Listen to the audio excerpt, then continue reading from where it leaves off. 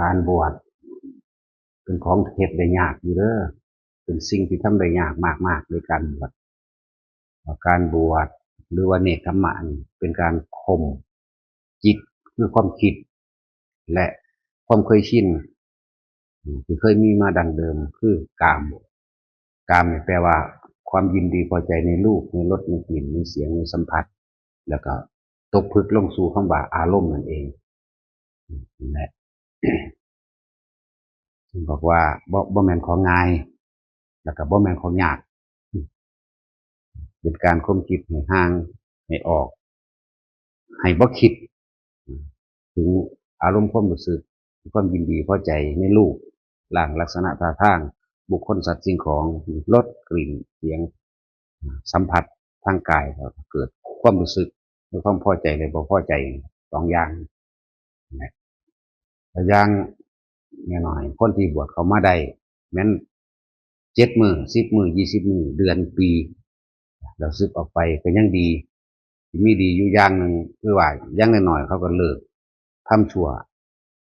เลิกทำชั่วเลิกทำลายทางกายได้คือเลิกฆ่าเลิกลักเลิกกินเหล้าเมายาได้ในช่วง7 มื้อ10 มื้อนั่นแหละก็ยังดีนะถึงใจมันสิมีอยู่กับสร้างแต่ว่ามันบ่ทันได้ออกไปเสียหาย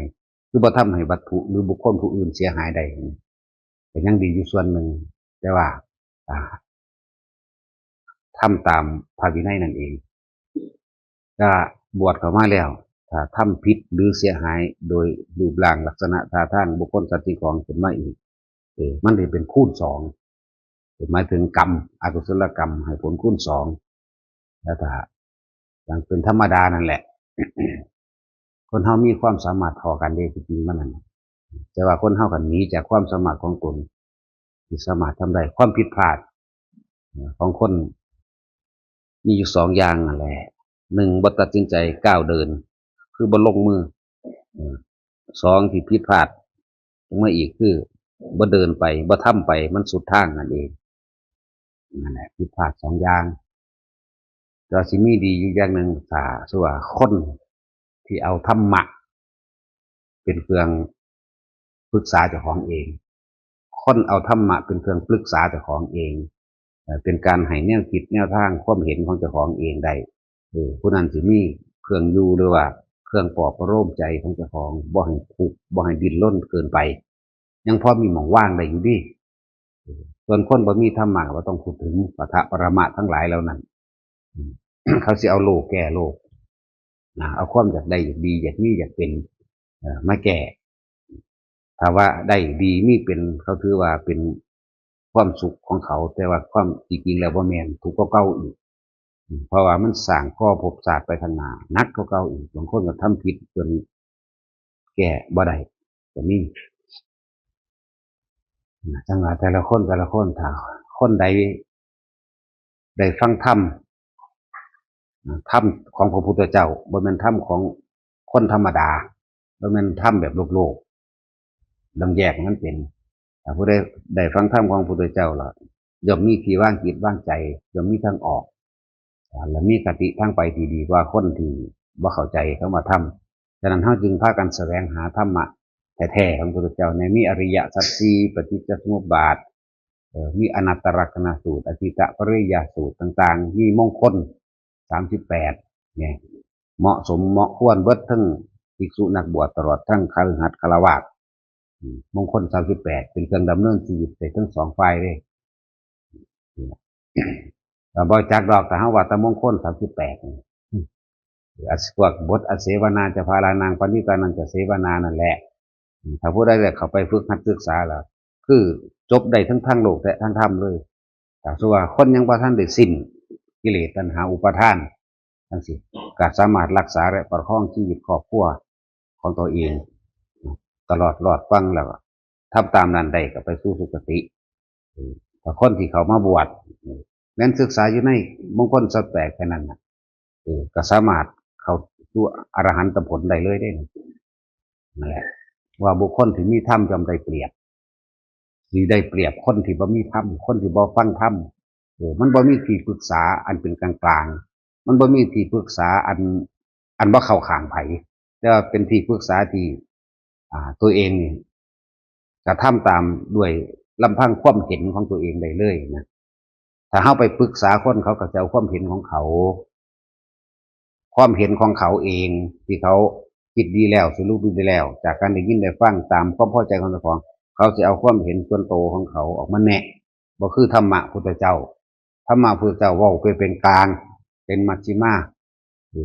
คือให้เฮาคิดเอาเองแล้วให้เฮาเฮ็ดเอาเองพร้อมนี่แม่ธรรมะพุทธเจ้าเป็นจังซี่คิดเองทำเองเพิ่นสิเป็นแต่เพียงผู้แนะบอกทางอันเป็นมัชฌิมาในแห่งการดำเนินชีวิตให้ธรรมะพุทธเจ้ามีความเสมอภาคแบบนี้เหมาะกับเบิดทุกชนชาติบ่เกี่ยวกับศาสนาพร้อมคำว่าธรรมะบ่ได้เกี่ยวกับศาสนาเด้อคำว่าธรรมะแปลว่าความจริงของสรรพสัตว์ความจริงของสรรพสัตว์ทุกสรรพสัตว์เกิดมาเท่าใดก็ตายเท่านั้นอยู่แล้วทุกสรรพสัตว์มีความรักความโลภความโกรธความหลงคือกันมีตัณหามีราคะคือกันและทุกสรรพสัตว์คนสามารถทำสมาธิได้คือกันมีความสงบมีความตั้งมั่นได้คือกันสามารถปล่อยวางตัณหาอุปาทานระงับความโลภความโกรธความหลงของได้คือกันถ้าเอาธรรมะออกมาปฏิบัติกับตัวเองเด้นี่ว่าธรรมะนี่บ่เป็นอัตลักษณะของศาสนาใดๆทั้งสิ้นเขาจึงเอาธรรมเป็นใหญ่เอาธรรมเป็นเครื่องเดินตามนี่ยังเขาปรึกษาธรรมเลยเขาบอกปรึกษาคนบันไดดอกปรึกษาธรรมนั่นปรึกษาคนก็เป็นคนธรรมนั่นแหละว่าเขาจึงแบบว่าศึกษาโดยตนเองมันมีครบถ้วนสมบูรณ์ดีแล้วในพระไตรปิฎกนั่นแหละมีครบเบิดทุกอย่างเลือกเอาเลือกเว้าเลือกกระทำเลือกคิด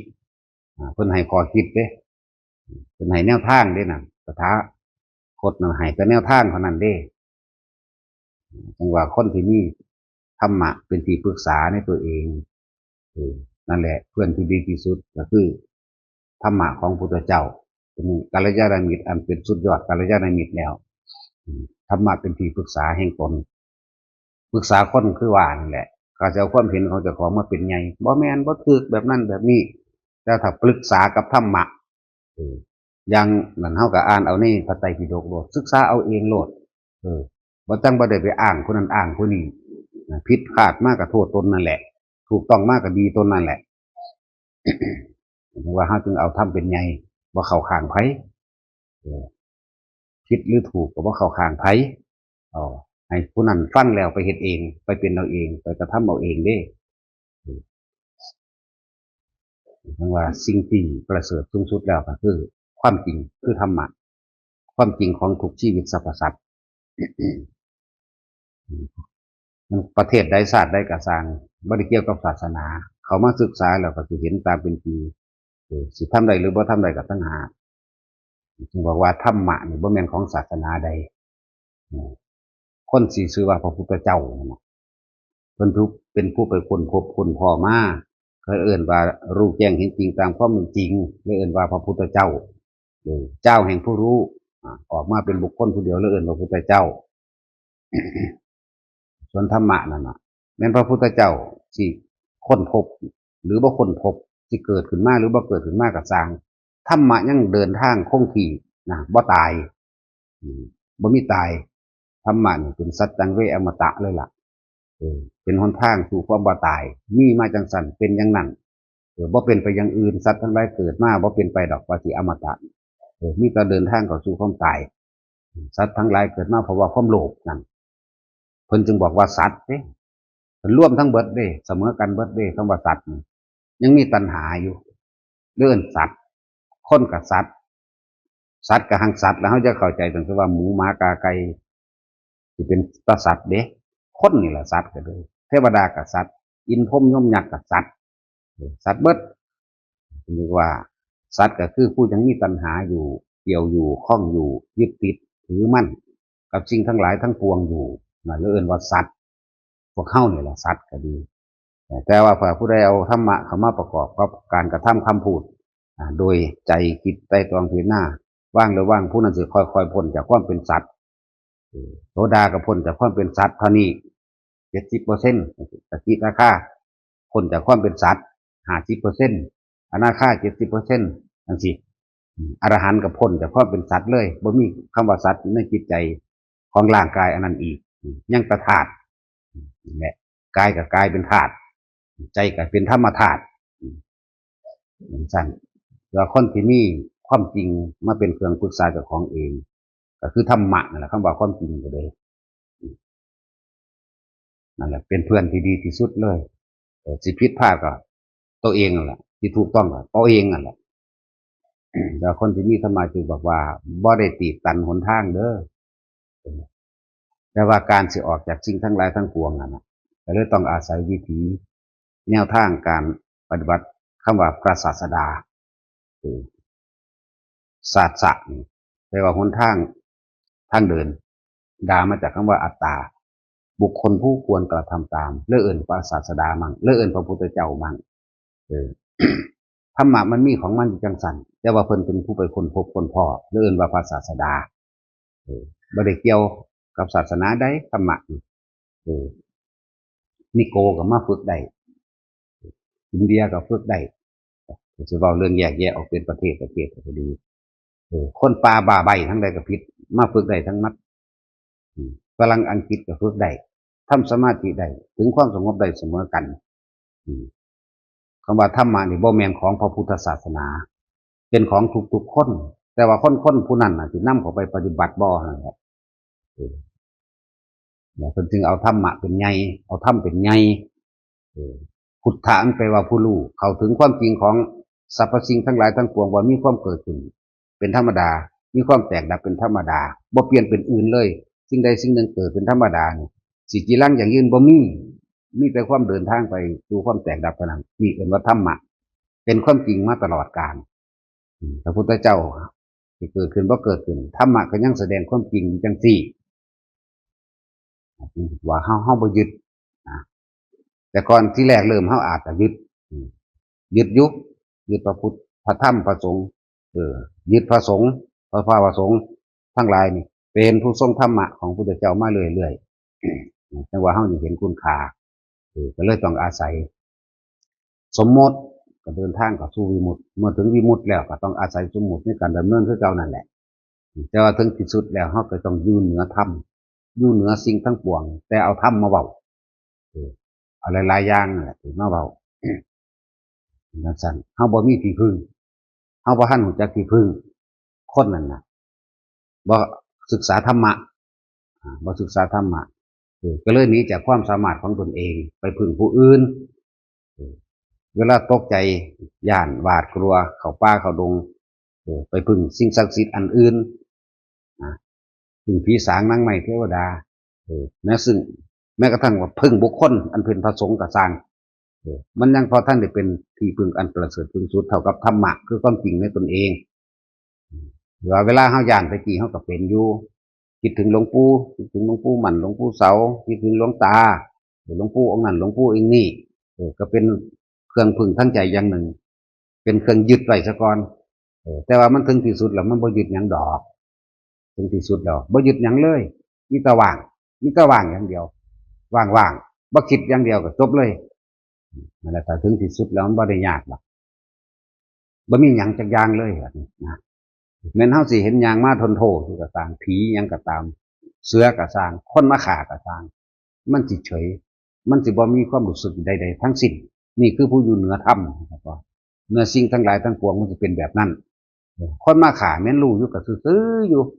บ่มีอาการกระวนกระวายร้อนรนหรือสิหนีหรือสิคิดขัดขืนหรือต่อสู้หยังมันซื่อๆมันว่างนั่นแหละว่างแบบนั้นว่างบ่คิดเลยว่าสิ้นคิดมั่งหยุดคิดมั่งอสังขตธรรมมั่งเป็นจังซั่นเพื่อเฮาก็แต่ละคนมีความสามารถที่จะเข้าถึงตรงนี้เบิดแต่อาศัยจิตใจที่เด็ดเดี่ยวเด้ออาศัยจิตใจตัวเองเด็ดเดี่ยวตัวเองบ่มีผู้ใดเฮ็ดให้ใครได้นอกจากตนตัวเองต้องทำเอาเองเดินเอาเองเพิ่นว่างไปแล้วแนวทางปฏิบัติเลยเอิ้นว่าพระศาสดาพระพุทธเจ้าหรือพระศาสดาว่างแนวทางหลักการไว้แล้วเดินตามนี้นั่นแหละจังว่าพวกเจ้าสิผิดพลาดนั่นว่าพวกเจ้าสิเดินสุดทางบ่หรือสิบ่เริ่มก้าวแรกที่ต้องเดินทางตามเนี่ยต่างหากนี่แหละจังว่ามันขึ้นอยู่กับตัวไผตัวมันอันนี้ บ่มีผู้ใดเอาให้กันได้บ่มีไผเฮ็ดให้กันได้ไผสิไปถอดความรู้สึกวางความรู้สึกในความกล้าและความกลัวให้กันได้เนาะนั่นแหละฝึกหัดตนเองพยายามอยู่กับตนเองให้มากเพิ่นก็บอกว่าพึ่งตนกับพึ่งธรรมแหมธรรมคือความจริงของทุกชีวิตสรรพสัตว์มีเอิ้นว่าพึ่งธรรมพึ่งตนก็อาศัยตนเข้าไปศึกษาและฝึกหัดและปฏิบัติสู้ด้วยตนเองจึงเรียกว่าพึ่งตนพึ่งธรรมเมื่อถึงลู่แจ้งแท่งตลอดรู้ลู่จริงว่างไปเบิดแล้วนั่นน่ะมันก็อยู่เหนือธรรมหรือสิ่งทั้งปวงทั้งเบิดนั่นแหละนะถึงว่าฝึกหัดเอาแนวทางเพิ่นก็บอกไว้แล้วอยู่ในลมหายใจเด้อนะหนทางอันใดเป็นหนทางอันเกิดหมายถึงเฮาคิดถึงบุคคลผู้นั้นบุคคลผู้นี้สัตว์นั้นสัตว์นี้บ้านรถสิ่งของทรัพย์สมบัตินั้นนี่ก็เกิดความรู้สึกในความพอใจมั่งบ่พอใจมั่งเนี่ยรัดสั่นครับก็ได้แนวคิดนี่ก็รัดสั่นให้แล้วว่าแตคิดทุกคนเป็นภาระโลดห่วงโลดหักโลดสร้างโลดนี่เป็นภาระล่ะนำภาระจริงทั้งหลายเหล่านั้นตัวเองได้นำเข้ามาสะสมในความรู้สึกตัวเองไว้รู้สึกกะว่นกะว่ายแบบนั้นแบบนี้นี่แหละคนพาลมันเป็นไผดอกเฮาเองล่ะเด้อพาลแปลว่าหยังพาลแปลว่าภาระคนที่มีภาระมากเขาเรียกคนพาลนั่นแหละมันแตกขยายไปกว่านั้นแต่ว่าเฮาย่อลงมาคำว่าพาลของเฮาคือภาระเพราะสั่นคือว่าภาระหาเวบอกปัญจขันธานี่คือภาระอันหนึ่งที่แบกไว้เจ้าของเองแล้วแล้วก็ภาระหาเวไปแบกขันผู้อื่นอีกนี่ธรรมดาบอกแหละเรื่องว่าคนพาลมันไผดอกคนพาลกับกูดีๆนี่แหละเข้าใจว่าล่ะไม่ต้องไปว่าไผคนพาลนี่ครับน้อมเข้ามาหาเจ้าของเด้อคนมีภาระมากคนพาลคนหาเรื่องหาเรื่องผู้อื่นภาระตัวนั้นคือพ่ออาผ้าล่อลิงไปหาพาลผิดผู้นั้นผิดผู้นี้ตัวเองได้เป็นผู้หลับผู้เก่ามันก็ไปใส่เด้มันก็มาพาลหรือภาระตัวเองคือเก่าเด้นั่นภาษาเป็นภาระตัวเองจะต้องไปแก้นานคือเก่าไปใส่หลักบอกว่าถามหาคนพาลน่ะถามหากูนี่เข้าใจว่าล่ะเจ้าของเองอันเนี้ยคนพาลที่สุดคือกูนี่แหละนี่โลดต้องไปหามืออื่นถ้าว่าจากพาลเนี่ยอยู่ในลมหายใจอยู่ในลมหายใจเขาออกอยู่ในอุณโลมมั่งพยายามเบิ่งความคิดของเจ้าของมั่งนั่นแหละกายเวทนาจิตเดียวกันเหนือผลธรรมไปทั้งปวงหรอกสิ่งทั้งหลายทั้งปวงเกิดมาธรรมทั้งเบิดนี่แหละทั้งเกิดทั้งดับเป็นแบบนั้นแบบนี้มันก็รู้มันก็เข้าใจเพิ่นแหละไผก็ดีความรู้มันบ่ได้ต่างกันดอกคนเฮาฮู้ใครว่าเกิดกับฮู้ใครว่าตายฮู้เพราะว่าความเกิดนี่ไปคิดถึงผู้นั้นผู้นี้เป็นห่วงนั้นห่วงนี้นี่ความเกิดเป็นสิ่งเนาะฮู้เพราะว่าความดับนี่แปลว่าคือบ่ไปคิดถึงแน่มันก็ละอารมณ์ออกได้แล้วแม่นี่แม่ฮู้อยู่ซ้ำนี่ก็พอแม่จะไปฮู้อีหยังมากมายก็ได้ดอกแล้วก็หยุดคิดบ่ปรุงบ่แต่งบ่นึกบ่คิดถึงไผบุคคลสัตว์สิ่งของอดีตอนาคตเกิดบ่ได้อยู่แต่ในลมหายใจมันก็ดับกันตัวเอาล่ะ